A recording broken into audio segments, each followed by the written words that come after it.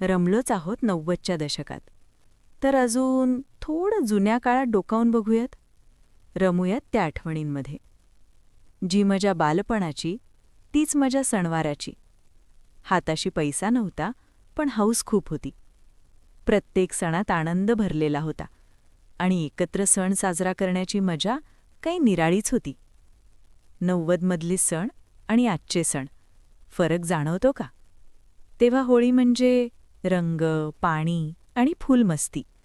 आणि खास होळीला बनवली जाणारी पुरणपोळी. होळी पेटली की उगाचच कोणाच्या तरी नावाने बोंब मारायचो. आणि होळीत टाकलेले नारळ काढायला काठी शोधत फिरायचो.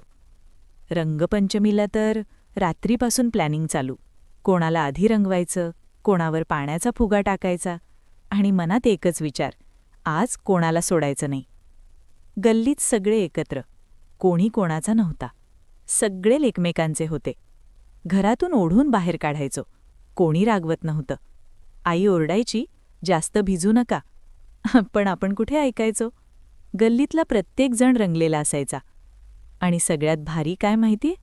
कोणी फोटो काढत नव्हतं, पण आठवणी सगळ्यांकडे असायच्या. होळीनंतर यायचा तो गुढीपाडवा, मराठी नववर्ष. आजच्यासारखं ग्लोबल रूप नव्हतं त्याला.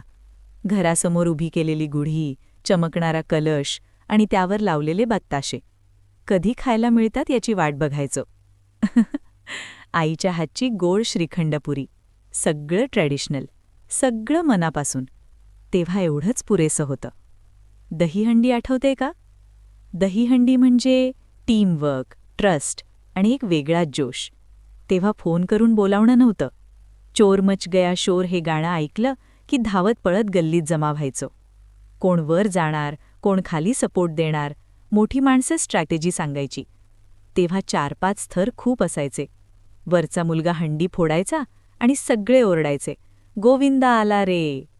हंडी फुटली की जणू आपणच जिंकलो. आज स्टेज आहे, कॉम्पिटिशन आहे, पण ती गल्लीतली टीम आणि मजा नाही. पासेन. दहीहंडी सरली की वेध लागायचे गणपतीचे. गणपती म्हणजे भावना, उत्सव आणि सगळ्यांना जोडणारा धागा. तेव्हा घरगुती गणपती जास्त असायचे. मित्रांसोबत डेकोरेशन करायचो. थोडं वाकडं तिकडं झालं तरी आपल्याला परफेक्ट वाटायचं. आतासारखे रेडीमेड मखर नव्हते. 10 दिवस आरतीच्या वेळी सगळ्यांचा एकच आवाज, सुख करता दुःख हरता. चाळीत आलटून पालटून कोणाकडे ना कोणाकडे जेवायला असायचे. रात्री गप्पा, भजनं, फुगड्या, कधी नाटकं. 10 दिवस फुल एनर्जी. आणि विसर्जनाच्या वेळी मन भारी व्हायचं, डोळ्यात पाणी यायचं. कारण गणपती जात नव्हता, ते आपले दिवस जात होते.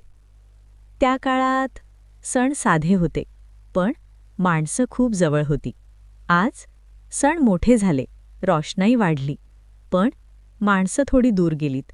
म्हणूनच जेव्हा कोणी म्हणतं, आमच्या वेळी नव्हतं असं काही, तेव्हा ते फक्त वाक्य नसतं.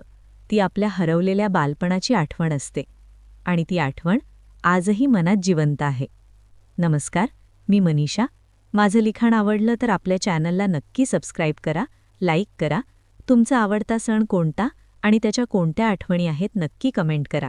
काही सूचना असतील तर अवश्य कळवा. पुन्हा भेटू मनातले शब्द घेऊन. शेवटपर्यंत थांबलात त्यासाठी धन्यवाद.